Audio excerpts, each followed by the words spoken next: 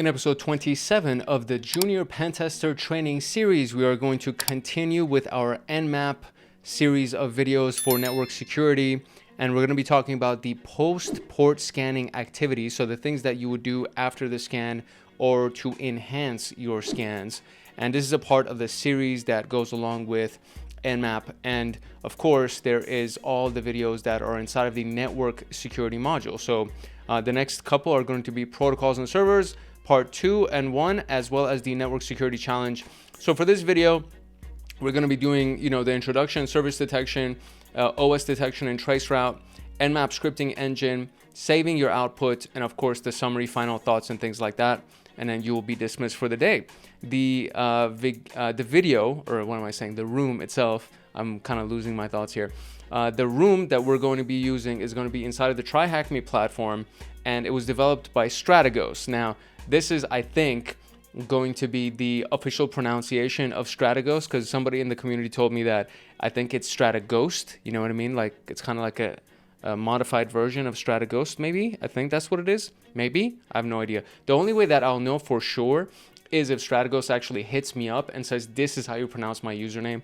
But anyways, that's basically what it is. This is a subscriber-only room that's available inside of TryHackMe, meaning you do need a paid membership. However, if you have access to Nmap on your own computer, then you can just go along with everything that we're going to be talking about in this video, and you'll be able to implement all the exercises and learn everything that we're going to be talking about today. So that is pretty much it for the overview for this video for Nmap post scans.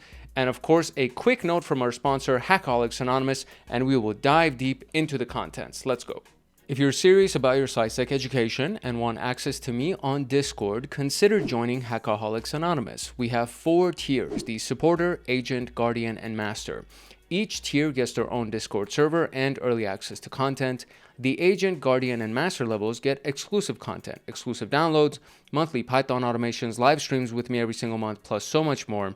And to join, you can simply click the link in the description below, or you can go to our homepage and click the join button there, or you can go to youtube.com/@HankHacksHackers/join, and you'll be able to join Hackaholics Anonymous. Now, without further ado, let us jump into Nmap post-port scans. So we have officially come to the last video in the Nmap series, and in this particular video, we're going to be talking about service detection, OS detection, the scripting engine of Nmap, and of course, saving your scan results for further analysis after you're done scanning. And in the first room, we learned about enumerating targets and discovering live hosts. Then we learned about reverse DNS to find interesting names. And then we talked about all of the different types of scan in the second and third video. And then now we're finally going to be talking about the detection of the versions of the running services, detection of the OS that's running, Nmap's traceroute, Nmap scripts, and of course, saving the results. And all of these things that you see right here, the ones that have been grayed out are the ones that we've talked about in the previous videos, and these are going to be the ones that we're going to be talking about today. And it's actually very straightforward. These things are quite easy to wrap your head around, especially if you've gone through all the previous videos. So if you haven't gone through those videos, I do encourage you to check them out. But if you've already gone through those, the rest of this stuff is going to be a piece of cake. So I'm going to make sure that our attack box has been launched and we actually have access to the virtual machines. And from there, we're gonna run and gun. Let's go. Okay, so this is where your reconnaissance really starts to take off, is when you start discovering the various services and operating systems that are running on these ports that we've been scanning. Because once you know what services are running and then what versions of those services are running, then you can really start doing some reverse engineering to see what kind of vulnerabilities actually would exist for those versions of operating systems or services. And then from there, you can go to a place like Exploit Database or GitHub, or even try to write your own vulnerability or exploit, I should say. And it becomes a really interesting experience because that's where the rubber really meets the road. So if you do a really good job of reconnaissance and research and finding out the versions of things and the operating systems and the potential vulnerabilities that exist for those things, you can use Metasploit, for example, to find existing exploits that would exist for that given vulnerability or for that operating system. And you're off to the races, you know what I mean? It's just that you have to do really good recon and enumeration and research to actually make the exploit part work well. And as we go forward with Junior PenTester and as the rest of the videos for CompTIA Pentest Plus get dropped every Friday, this becomes one of those common themes where if you've done really good research, the exploitation phase becomes incredibly easy, almost scarily easy, because you already know exactly what you're going to be attacking for your attack vector. If you don't do good enough research or reconnaissance, then you go to try an exploit, it doesn't work, and then you have to come back and do more recon and research, then you try it again, it doesn't work, then you have to come back and so spend a lot of time on recon and research. As the old saying goes, if you have 4 hours to chop down a tree, you spend 3 hours sharpening your axe. And reconnaissance and research and enumeration counts as sharpening your axe, and then you spend that 1 hour chopping down that tree and doing some very precise exploits because you know exactly what you're going to be attacking. And that's kind of the whole spirit of everything that we've talked about so far, and as it combines for this video as well. So when you use the lowercase s uppercase v, so SV, it's going to start collecting and determining service and version information for the services that are running on those open ports. And then you can look at version intensity level, for example, where the level ranges between 0, which is the lightest, and 9 being the most complete. So if you do, for example, SV version light has an intensity of 2, version all has an intensity of 9. So these are the ways that you can try to get as much detail as possible about those services that are running on those ports.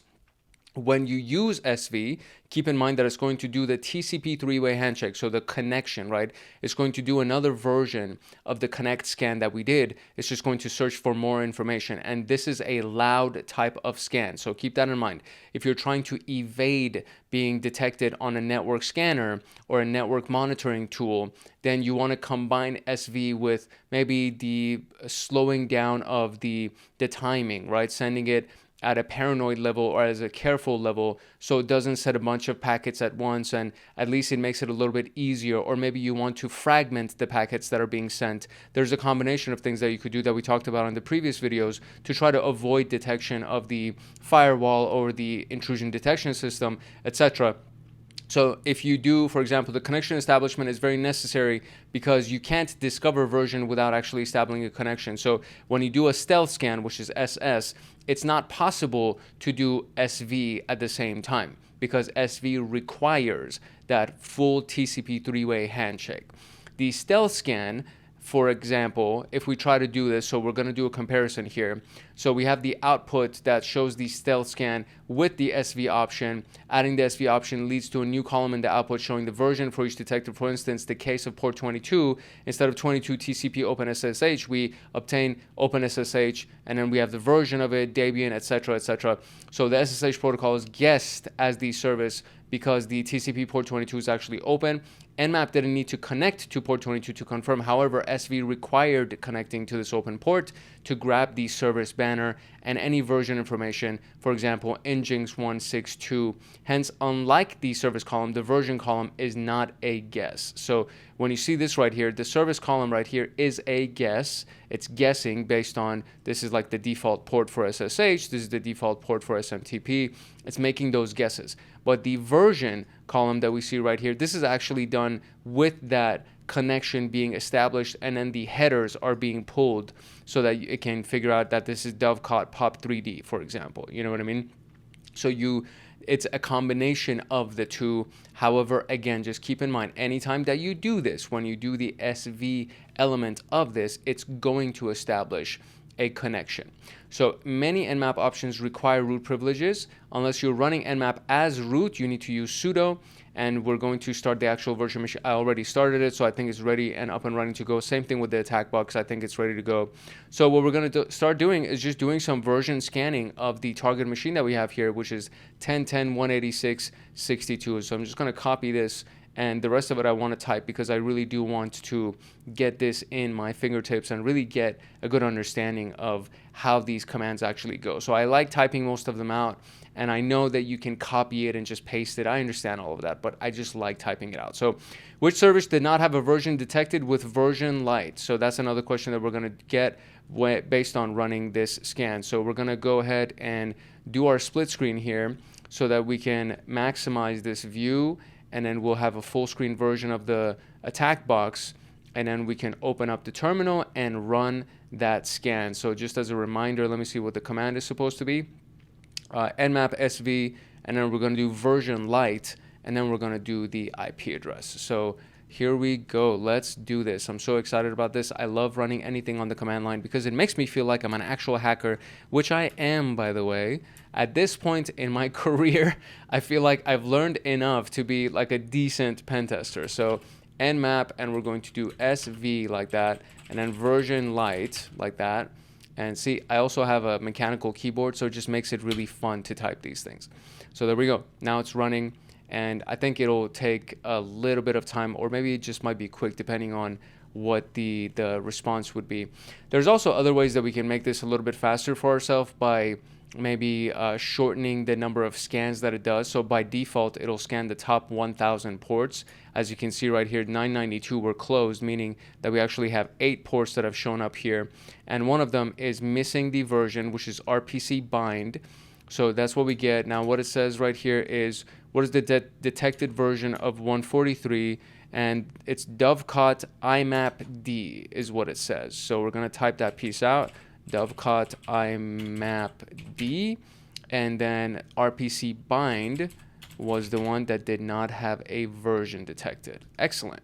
So let's talk about OS detection and using traceroute. OS detection will be done with the capital O. So this is an uppercase O as in OS. That's the way that you can remember it. Service or service version is the SV. These are the ways that I try to remember these various scan types. So uppercase O would be for OS, and they actually combined it with the stealth scan, so that did work for them. Nmap detected the OS to be Linux 3 point something, and then it guessed further that it was running kernel 3.13. So this is what we can see right here.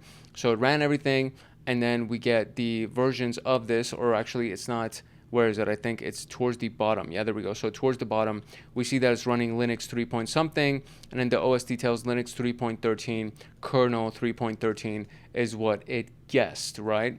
So the system that we scanned and attempted to detect the OS version is running kernel version 3.16. Nmap was able to make a close guess in this case. In another case, we scanned a Fedora Linux system with kernel 5.13.14. However, Nmap detected it as Linux 2.6x. The good news is that Nmap detected the OS correctly, so it is Linux, right? The not so good news is that the kernel version was wrong. And this is what I mean when I say that you really want to do in-depth reconnaissance, because if it's actually running 3.16, there's a good likelihood that it has all of the errors that were patched after 3.13, right? So 3.13 is older than 3.16, and there is what, 3 or 4, I think 3 versions at the very least, because 14, 15, and 16, right? So 3 versions that came after 3.13, and all of those versions had something that was updated, including maybe some vulnerabilities were patched. And so if you're basing your entire research based on this output right here, and then you go and you try to find vulnerabilities that match 3.13, and then you're trying to run all these exploits that are attacking a 3.13 version of Linux, and you come up short, it's because you didn't fully figure out that it was actually running 3.16, and now you're wasting your time and energy, and then you have to go do more research, etc., etc. So this is why we want to do full reconnaissance, right? So it's good to know that it's Linux. It's not so good to know that the kernel version is completely off, right? OS detection is very convenient, but many factors might affect the accuracy. First and foremost, Nmap needs to find at least one open and one closed port on the target to make a reliable guess. It is still a guess, but it's, I guess, as close to reliable as possible. The OS fingerprints might get distorted due to the rising use of virtualization and similar technologies. Therefore, always take the OS version with a grain of salt. Then we have traceroute. So if you want to find the routers between you and the target, you can just do traceroute. And in this example that we're going to see at the bottom right here, we appended traceroute as the scan results, and Nmap traceroute works slightly different than the actual traceroute command by itself, or traceRT, which is on Windows. So traceroute is on Linux and Mac because they're based off of Unix, and then traceRT is available for Microsoft Windows. So traceroute starts with a packet of low TTL time to live, and then it keeps increasing until it reaches the target. Nmap's traceroute starts with a packet of high TTL and then decreases it. So we did, in this example, Nmap SS, so stealth scan, we appended traceroute to it, and we can see that there are no routers or hops between the two as they are connected directly, right? So where do we see that? Traceroute, there we go. There was one hop, and it went from the starting machine to the target machine, right? So one IP address, one in the middle, and that's basically it. Many routers are configured not to send ICMP time to live exceeded, which would prevent us from discovering their IP address. For more information, we can look at active reconnaissance, which already has been done. So if you haven't seen the active reconnaissance video inside of Junior PenTester, I would recommend you go check that out, because active reconnaissance, we talked about traceroute, and we looked at different examples of running traceroute to find the number of hops that a packet will take, or a connection trying to get established will take. And it's always random. It's never going to be the same exact number of hops, even though in that specific exercise when we ran it, it did give us the same number of hops. But usually it's not going to show you the same number of hops with the same routers that it took or the same paths that it took. It's typically going to give you a bunch of different IP addresses every single time that you run it. But that's for a different room. So if you have not seen active reconnaissance, go check that out as well. So now we're going to do Nmap with the O option against the target, which we had right here. So I'll copy that again. And so again, we're just going to go over here. And as a good practice, I always keep saying this, but for whatever reason, I forget to do it. And when I do it actually on my own exercises, I promise you I do this. So Nmap O, and then it said do it with traceroute. No, we're just doing O. And so we're going to paste this piece right here, right? And then this is what I always say, just do V at the very end just to get some verbose output. So it shows you as it's finding them. See, it says it discovered these, and it's going to do the rest of the stuff as well. And then it's going to generate the final report for you. And you see that it's now finding all that stuff. Look, it found all these other information, the TCP IP fingerprint and the various OSs that it tried to detect or guess. And all of this stuff is showing to us because we actually did that -V for the verbose output so that we can get some detailed output, right? So now we have all these various OS versions. This is the full report that we have right here. So it's asking what's the question here? It says, what OS did Nmap detect? And the operating system, no exact matches if you know what's running, TCP IP fingerprint, OS scan, etc., etc. Let's see what it guess. The guess, what's the guess? Where is it at? So I did run it again without the -V just in case it would try to find some kind of response for us, but it still said the same thing, right? So it said no exact OS matches were found, but if you know what's running, you can just search for it on the actual, or you can submit it to the nmap.org website. But over here, if we just go through the information that we get right here, we can see that it says PC Linux GNU, so we can detect that it's potentially Linux, because there's a lot of information that's over here. But through all of this jargon, we can detect that there's Linux right there. So I'm going to just go ahead and type out Linux, and there you go. That's the actual answer. So whether or not you do -V, it seems to be that it'll still give you the same exact output, and it's up to you to try to find whatever the response might be in this guess that it's making, because no exact match was found, but it did make its best guess. So let's now talk about all of the scripts that come inside of the Nmap scripting engine, which is actually really freaking useful. It's really awesome. So in case you don't already know, a script is essentially a piece of code that doesn't need to be compiled. It remains in its original human readable form and doesn't need to be converted into machine language or assembled is another way to talk about it. So many programs provide additional functionality via scripts. Scripts make it possible to add custom functionality that did not exist via the built-in commands. Nmap provides support for scripts using the Lua language.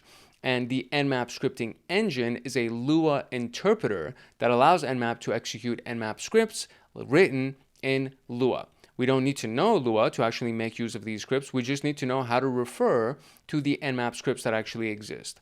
Now, when you go to the Nmap installation folder, it's, in our particular case, it's inside of this location. So it's basically wherever Nmap is installed. If you find that specific portion in your file system, there's inside of this folder, there's going to be a scripts folder. And inside of the scripts folder, you'll be able to find a bunch of scripts that are in here. So these are some of the scripts, right? And there's one in particular that I'm actually really interested in. and I believe it is called the vuln, VULN. There we go. So there we go. So you have the VULN, and then it shows all these different CVEs that it can potentially scan for, which is actually very freaking interesting. So it'll try to go for all of those. If you specifically use each one of these, it'll go for those. But there is another one that actually just goes for all of the vulnerabilities. And I'm trying to find that one in particular because I think it's like HTTP vuln in general or whatever that is. So I will go ahead and try to find it for you. I might have to Google it, but let's see. Let's just go and ask Gemini real quick. Okay, so it's actually just script vuln. So script VULN, and it'll scan for any and all vulnerabilities that it can potentially find. It is a good idea, or I think it's like a requirement, to do the SV option here as well, because it enables service and version detection, and many vulnerability scripts rely knowing on the service and version to accurately check for vulnerabilities, and then you just do that combined with the script vuln option, and it will do what it's supposed to do. So that's what it is. But I mean, as you can see right here, there are very many other scripts that exist here as well. So you can specify to use any or a group of these installed scripts. Moreover, you can install other user scripts and use them for your own scans, or you could just have Gemini write one for you, you know what I mean, or Grok or GPT, whatever your favorite AI is. So we're going to go through some of the default scripts, and you could do script default and it'll just use the default scripts, or just doing the -s lowercase s uppercase c. In addition to the default categories, there's authentication, broadcast, brute force, default, discovery, DOS, which is denial of service, exploit, external fuzzer, intrusive malware, safe version, and vuln. There we go. A brief description is shown right here. So auth was look for authentication related scripts. Broadcast would discover hosts by sending broadcast messages. Brute performs brute force password auditing against logins. This is actually very handy right here. Default scripts named as lowercase s uppercase c. Discovery retrieves accessible information like the database tables and DNS names. DOS is for servers that are vulnerable to denial of service. Exploit attempts to exploit various vulnerable services. External checks using a third-party service like GeoPlugin and VirusTotal to try to find vulnerabilities. Fuzzer launches fuzzing attacks. Intrusive scripts such as brute force attacks and exploitation. Malware scans for backdoors. Safe, what did I just do? I just clicked tab and it brought me all the way to the top or bottom. Where am I? I don't even know where I am now. There we go. Okay. Safe scripts that won't crash the target, retrieve service versions, and of course checks for vulnerabilities or exploit vulnerable services. So some of these scripts belong to more than one category. Moreover, some scripts launch brute force attacks against services, while others launch denial of service attacks and exploit systems. It's crucial to be careful when selecting these things if you don't want to crash services or exploit them. So we can use Nmap to run a SYN scan against the target and execute the default scripts. And the command is this right here, where SC would be the default scripts. There are some details that will appear, and we can even get all 4 public keys related to the running server, which is very useful as you move towards your exploitation phase. And another example potentially could be that the HTTP service at port 80, Nmap retrieved the default page title. And it gives you a much larger response when you use any of the scripts than if you were just doing a normal scan. So for example, this is all the data that came from port 22, right? And then port 25, this is all the data. And then port 80, this is the data, and then et cetera, et cetera. For each port, it gives you more information than previously ran scans that we've done so far. So just based on what we've done so far, if we look at this right here, for example, this is it, right? So these are all the ports that were available here, but you can see that it's just giving us this basic information. And then when we look at the vulnerability output or the default script scan that was done, it was giving us a lot more information. So you can specify the script name by using script and then giving the script name, or doing something like script and then doing something like FTP and then an asterisk, which would include FTP brute. Essentially, the asterisk is the wildcard character, and it'll get replaced with anything that has FTP in it. If you're unsure what it does, you can open the script file with a text reader like less on the command line or just a text editor. And in the case of FTP brute, it states that it performs brute force password auditing against FTP servers. And you got to be careful, as some scripts are pretty intrusive. So if you're trying to avoid detection, you may not want to use something that has brute in it, because it's going to try to brute force something. So you definitely want to avoid those things if you're trying to avoid being detected. Some scripts might be specific server, and if I chose at random, it'll waste your time with no benefit, which again goes back to doing really good reconnaissance so that you only use the things that are relevant to you.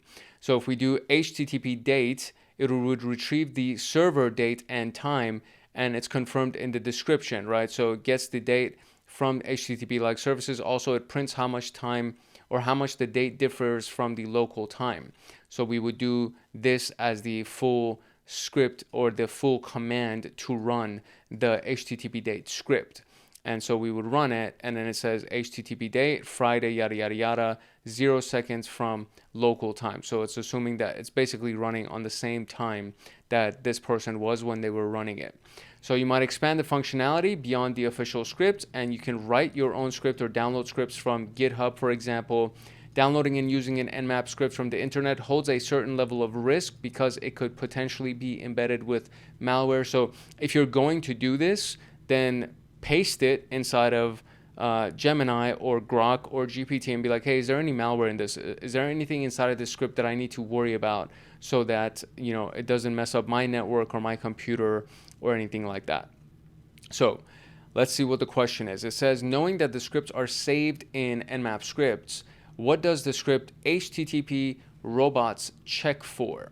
So we can go ahead right here, and essentially we can just append it to the end of this, and we can just do less, for example, and then put this at the end of that. So it's http robots.txt. So I can go right here and do something like, excuse me, sorry about that. So we can do something like, you know, less, and then we would give it the full path, right? And then at the end of that, we would do http robots.txt. And it says there's no such file or directory. So what's the http robots.txt? That's what it's supposed to be. So, okay, why don't we do this then? We're going to cd to that location. And let's see if we can actually find that script, http robots.txt. And is it here? Ah, see, I see. So it says .nsc at the end of it. So that's the piece that we were missing. So http robots.txt.nse is what we need to do.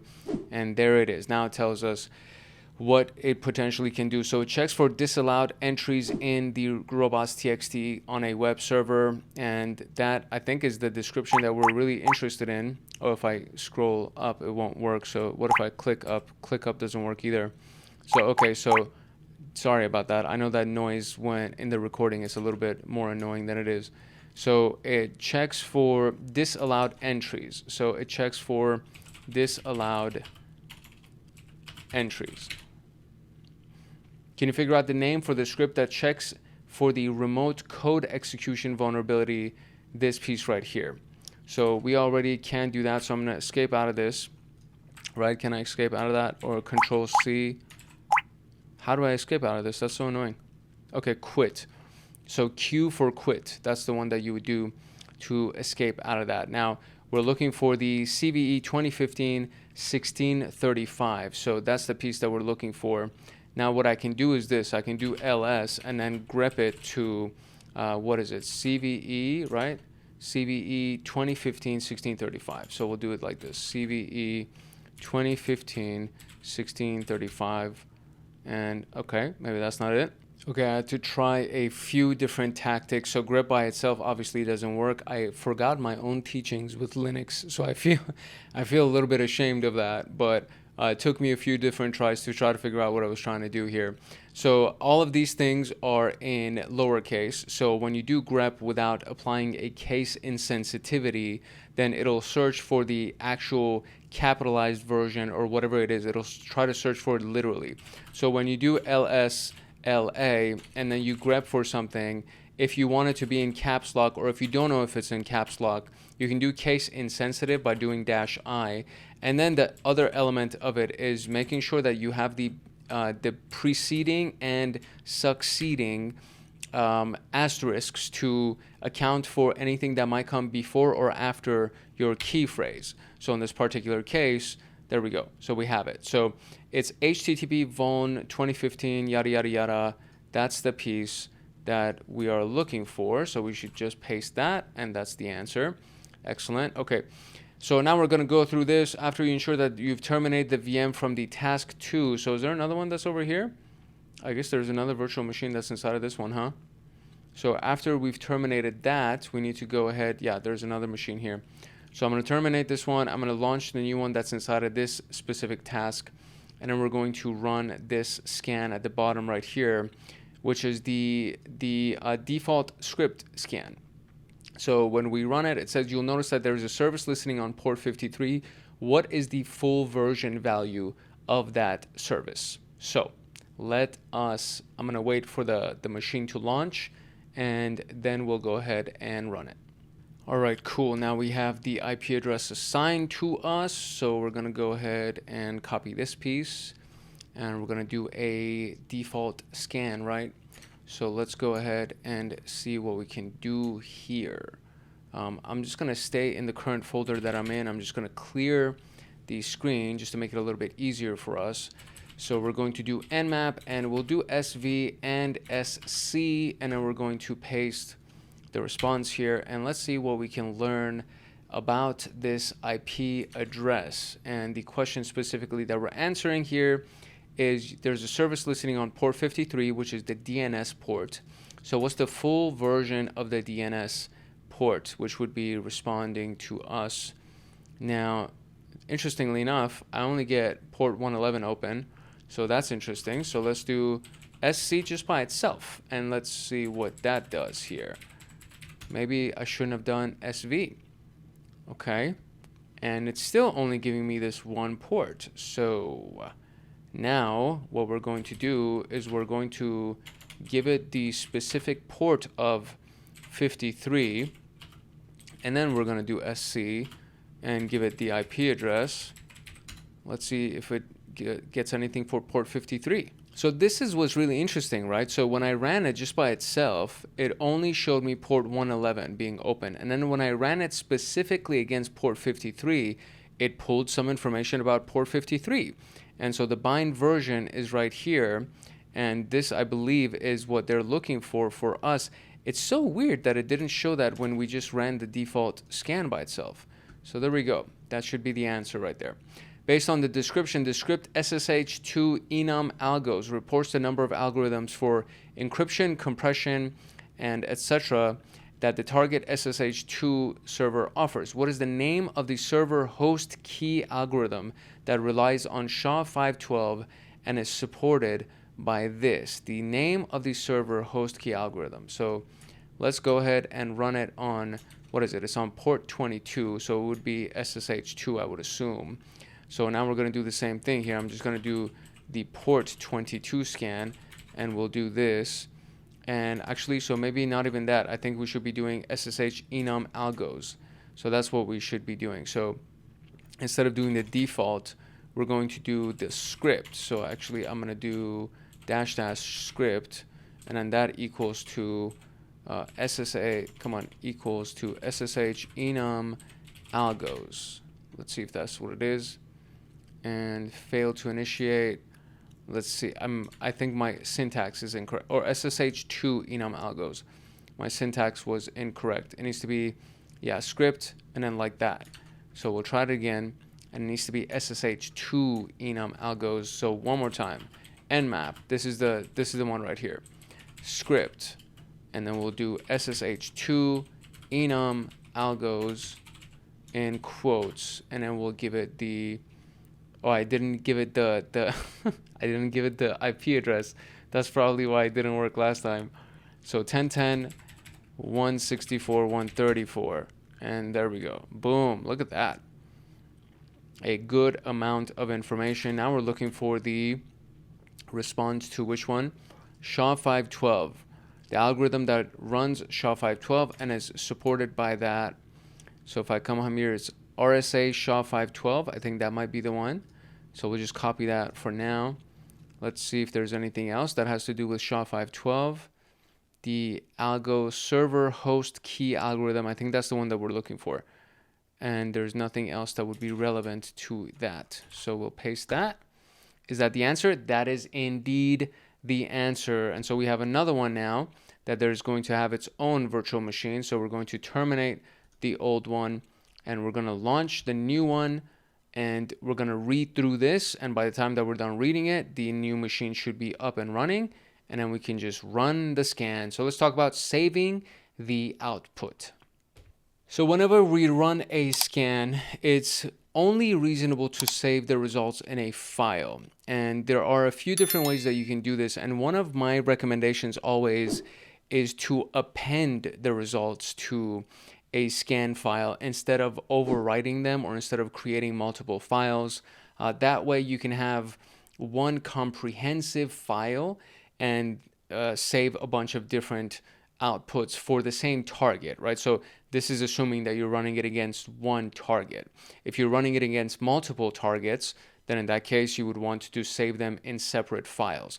But if you're running a variety of different scans against the same target, you want to append your results. And then I'll show you how to do that as well. So when you save the results, there are a few different formats that you can grab, right? You can extrapolate or kind of expand upon. So selecting and adopting the naming convention is also crucial to make it simple for you. And the number of files can grow, so your ability to be able to find a previous scan will end up being very difficult. So again, you want to append them. So normal greppable, meaning being able to grep it or search through it, and then there's the XML version. And the fourth one that we would not recommend would be the script kiddie, which, if you know what that is, it's basically people who copy scripts from, or copy malware and things like that from across the internet and use it for their own. But if you're using scripts or malware or anything that's been pre-established, exploits that have been pre-established, there's a really good chance that it already exists inside of the database for an IDS, and it can detect the signatures for that. So when you run it, you'll automatically be blocked, and it doesn't work very well. It hinders your process. So it'll block your IP address, they'll block your MAC address most likely, and maybe even your subnet or whatever. So you want to stay off the radar as much as possible. And if you use a script kiddie format, there's a very high likelihood that there's going to be some kind of signature, some kind of file signature that's going to show up, and it's going to block your scan and even get you blacklisted. So as the name implies, for the normal output, it's basically very similar to what you would get onto the screen, right? So the machine IP scan.nmap, this is the first output that we're looking at, and this is what it looks like, right? So this is the file that was saved, and so it just looks normally like what it would if you were just running Nmap into your terminal. Grepable is what you can search through. It comes from the global regular expression printer, and it makes filtering the scan output for specific keywords easier. So you can save it in grepable format using the OG, lowercase o, uppercase g, and then giving it the file name, and it would save it in a grepable format. If you just did -o by itself, it would save it in the output, which would be a normal output. And the normal output is 21 lines. However, grepable output is only 4 lines. And the main reason is that Nmap wants to make each line meaningful and complete when the user applies grep. As a result, in grepable output, the lines are long and are not convenient to read compared to normal output. So you can see these are the 4 lines that we have. And if we scan to the side right here, we'll get a bunch of stuff. So all the ports, port 80, all of these things are now on the same line. So if you were to search for 110, for example, it would bring you this entire chunk, which is actually handy. It's very useful to you, but when you're just reading through it by using cat, it's not very, very user friendly. It's not human readable friendly. So if you were to grep for the keyword inside of the text file, it'll display all the lines containing that provided keyword. So if we take the output of grep on normal output and the grepable format, you'll notice that the former does not provide the IP address of the host. Instead, it just returns this piece, making it very inconvenient. and however the latter provides enough information. So this is the former, and this is the normal output. And then when you do the greppable format, you can see that it gives you the host, the ports, etc., etc. So it gives you everything, including that IP address, and this one just gives you the line with the port on it. So again, it's not user friendly when you are reading through it manually, but when you want to grep through it and search through it, it becomes very handy when you use the greppable format. XML is very similar to HTML, so you can do OX, lowercase o, capital X, and it would be the most convenient to process the output in other programs. So if you want to actually load it into something else, XML is very organized, so it can be read easier than if it was just a normal or greppable output. So you can save the scan output in all three formats by doing OA, and then it'll create one in normal, greppable, and the XML format. And then the script kiddie is useless if you want to search the output for any interesting keywords or keep the results for future reference, but you can always save it for that if you just do OS, right? Lowercase o, capital S. And this is what it kind of looks like, I guess, right? So the script kiddie, like host is up, is now turned into this weird thing, not shown. It's all very weird. Like the formatting of this is very weird, and I think it's even irrelevant in the concept of a script kiddie detection. I thought that it would be formatted in a way that maybe it would make it hard for us to use this somehow, or maybe that the scan that we're doing would show up in the detection, but it has nothing to do with that. It's just this weird formatting in the syntax that makes it, I guess you can read it, but if you were to try to search for service without actually typing it like this, then you wouldn't be able to find anything for the service. So, okay, whatever. So now, in the previous task, we terminated it. On the attack box terminal, issue the command secure copy, and we're going to take it, and we're going to take everything from the home PenTester, and we're going to save it to our local drive.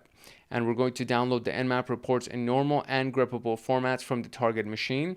And the username PenTester has the password THM17577, which is what you would need to do to copy anything. And we're going to check the logs, how many systems are listening on the HTTPS port.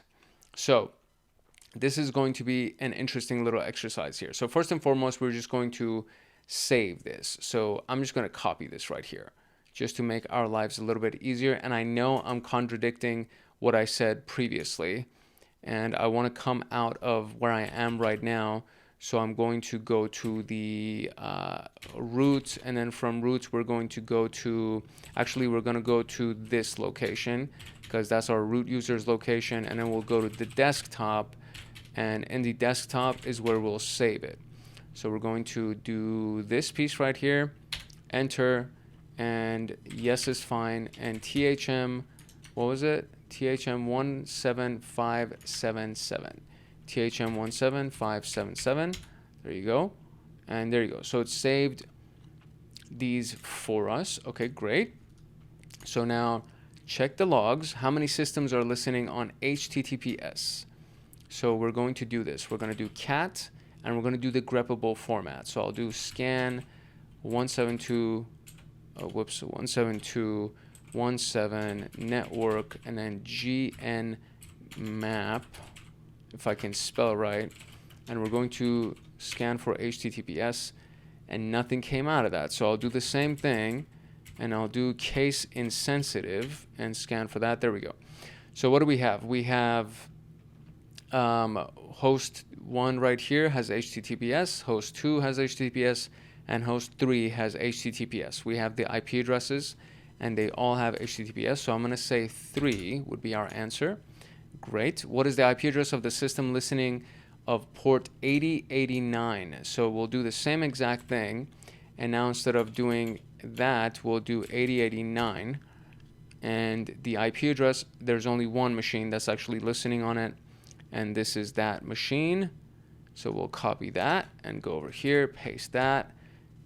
There we go. Officially, we have gotten all of the answers. Hopefully that was not too crazy. Hopefully you understood what I just did right here. It's basically a very simple cat command, and then we just grepped case insensitive to just make sure that you can search for whatever you want. And on the first one, I searched for HTTPS. On the second one, I searched for 8089, which is the port that they were asking for. And just like that, my dear friend, we have finished all of the questions for this one. I was in a little bit of a rush as I was doing this recording, so I apologize. I was kind of reading really fast and I was talking really fast. So hopefully that didn't bug you and you were still able to keep up with me. All right, so in summary, we have gone through a variety of different options here. So we did the SV for version scanning, and let me see if I can zoom in on this. So it's easy, there we go. So SV to get the service and version, and then you have version light that tries the most likely probes. Version all tries all of them. You can also do version 0 or version 5 or version 9, something like that.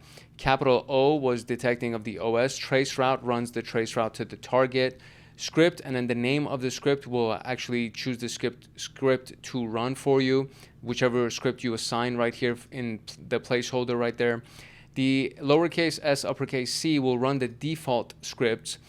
Capital A, we didn't really talk about this, but this will run everything. So it's going to run all of these elements for you. It'll run the service, the operating system, and the default script for you. And this is going to take a while, by the way, because you're doing essentially 4 activities for each port and each IP address, assuming that you assign a subnet to be scanned. ON will output it into normal, OG will output it to greppable, OX will output in XML, and OA will save them in all of those formats. And that's pretty much it for our post scanning. And this is a tool that takes a lot of practice to get used to and to become friendly with. So it's not something that you can learn in just a quick series of videos. And my recommendation is get it downloaded or get access to one of the free attack boxes on TryHackMe, because they have a bunch of free rooms that have access to the attack box, and that attack box will have Nmap installed on it. So go nuts, right? Practice. Go look at the manual for Nmap and look at all of the various options that it has. Read through them. Go read through some of the scripts that are available, the things that might be most interesting to you, and just try to get that information in your system, in your mind, at the very least, just so you understand, oh, you know what, I think I remember that I read something about this one type of script that was available in Nmap. Let me go check the list of all of the scripts, right? So that's kind of what you want to do. At the very least, expose yourself to the information so that when the situation, when the opportunity presents itself, you will know what is available to you, and then you can go specifically to find that for yourself. But apart from that, that was it for this one. This is probably the shortest one that we've done in the Nmap series of videos, and I hope that it was actually valuable to you. If you did indeed find value in this video and you want to get more videos like this one, I do encourage you to like, subscribe, and turn on the notification bell so that you get notified the next time that a video comes out on the channel. And feel free to browse through the rest of the videos that are on the channel. There's a lot of great stuff that's available. We obviously have the completed playlist, and we have the playlists that are being worked on right now. So for example, CompTIA Pentest Plus is actually being worked on right now. Network Plus is already done. This is exclusive to Hackaholics Anonymous. We have Security Plus already done. We have Linux Plus already done. And I have a bunch of other ones as well. For example, Security Engineering Compilations, SOC Level 2, CySec, Hacking, Case Studies, Cybersecurity 101. This is a really, really big one. If you haven't gone through this, I highly, highly recommend it because it'll fill in a lot of the gaps in your foundation and in your basics. And once you've finished CySec 101, then you can choose if you want to go into defensive security or offensive security. And in defensive security, you would go through SOC Level 1, SOC Level 2, Security Engineer. In offensive security, you would come back to the Junior PenTester and then go complete CompTIA Pentest Plus, etc., etc. And there's a lot of great content that's available here. And there's a lot of standalone videos as well. So if you actually come over here to the search box and just search for Python, for example, there's a lot of cool videos on here. Building algorithms for cybersecurity. This is actually one of the more popular videos that are on this channel, and it takes you from the very basics of Python, how to install it, how to get your first IDE, how to write your first program, and then it builds you all the way up to learning how to write algorithms in Python for cybersecurity. And it's a really, really good video. I've gotten a lot of great feedback from it, and it's very handy. It's very useful for a lot of people. So I encourage you to explore the videos that are available on this channel and expand your skill set as much as you possibly can to prepare yourself for the more advanced pen testing and everything else that we're going to be doing. So that is pretty much it. If you have any comments about what we talked about today, make sure you drop them in the comment section below. If you have any questions, drop it in the comment section below. And of course, like, subscribe, and turn on the notification bell so that you get notified the next time that a video comes out on this channel. If you're serious about your CySec education and you want access to me on Discord, consider joining Hackaholics Anonymous. We have 4 tiers: the supporter, agent, guardian, and master. Each tier gets their own Discord server and early access to content. The agent, guardian, and master levels get exclusive content, exclusive downloads, monthly Python automations, live streams with me every month, plus so much more. And to join, you can simply click the link in the description below, or you can go to our homepage and click the join button there, or you can go to youtube.com/@HankHacksHackers/join, and you'll be able to join Hackaholics Anonymous. I hope I see you in the Discord chats. If not, I hope I see you in the comment section. It's your boy Hank Hackerson at Hank Hacks Hackers, your favorite network and system attacker/protector. If no one else loves you, Hank loves you. Love, peace, and chicken grease, and I'll see you in the next video later.